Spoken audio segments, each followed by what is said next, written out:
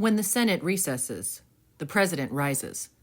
This is Clause 3 of Article 2, where time, vacancy, and power collide. This clause gives the President one of the most time-sensitive tools in the entire Constitution: temporary power to fill federal vacancies when the Senate is out of session. In 1787, Congress only met a few times per year. Travel to D.C. could take weeks, and vacancies could paralyze the government. The founders didn't want federal posts sitting empty while the Senate packed up and went home. Hamilton described it as a stopgap, not a shortcut. It wasn't meant to bypass the Senate, just to keep the machine running when the Senate wasn't in the room. Recess appointments became commonplace in times of urgency, or in times of gridlock. Even the Supreme Court got a seat this way, temporarily. But there's a built-in fuse.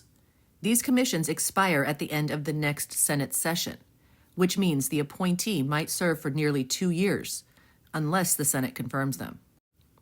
Over time, the clause became a battlefield, a way for presidents to sidestep confirmation hearings. But the Senate fought back. In 2014, the Supreme Court shut it down. Obama's appointments were ruled invalid because the Senate was technically still in session, holding pro forma meetings every few days. The message? You don't get to ignore checks and balances just because Congress is slow. This clause reveals what happens when one branch goes dark. Another fills the void. But for how long? Unchecked power, even temporary, is still dangerous. This clause tests the tension between urgency and oversight. The Recess Appointments Clause is not a relic.